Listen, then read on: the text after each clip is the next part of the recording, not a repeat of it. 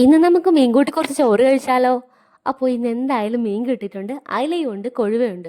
ആദ്യം ഞാൻ വിചാരിച്ചത് നമ്മുടെ അയില മുളകിട്ട് കറി വെക്കാം, കൊഴുവ വറുക്കാം എന്നാണ് വിചാരിച്ചത്. പക്ഷേ ഐസിടാത്ത മീനായിരുന്നു കേട്ടോ കൊഴുവ. നല്ല പച്ച കൊഴുവയായിരുന്നു.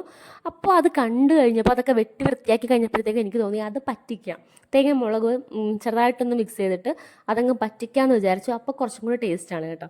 അപ്പോൾ അതങ്ങനെ പറ്റിക്കാമെന്നും വെച്ചു. നമ്മുടെ അയില വറുക്കാമെന്നും വിചാരിച്ചു.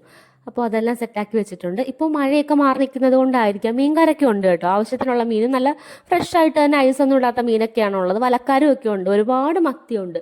പക്ഷെ നെയ്മത്തിയാണ്. പക്ഷെ മറ്റേ എന്താണെന്നറിയാമോ, പലിങ്ങിനുള്ള മത്തിയില്ലേ, മുട്ടയുള്ള മത്തി, അതല്ല, നെയ്മത്തിയാണ്. നമുക്ക് മീൻകറിക്ക് മീൻകറിയുമായി, മീൻ വറുത്തയ്ക്ക് മീൻ വറുത്തതുമായി. ഇനി പെരുന്നെങ്കിലും ഒരു പച്ചക്കറി വേണമല്ലോ. അതുകൊണ്ടൊരു പപ്പരങ്ങ ഇരിപ്പുണ്ടായിരുന്നു, അത് വെച്ചിട്ട് ഒരു തോരനം ഉണ്ടാക്കാമെന്ന് വിചാരിച്ചു. ഈ സംഭവം വാങ്ങിച്ച പിന്നെ ഉണ്ടല്ലോ, എനിക്ക് തോരൻ വയ്ക്കാനൊക്കെ ഭയങ്കര ഇഷ്ടമാണ്. കാരണം കൊത്തി അരിയേണ്ട പ്രശ്നങ്ങളൊന്നുമില്ല. ഇപ്പം ഞാൻ മെഴുക്കുവരട്ടി വെക്കാറേ ഇല്ല, തോരനാണ് മിക്കപ്പോഴും.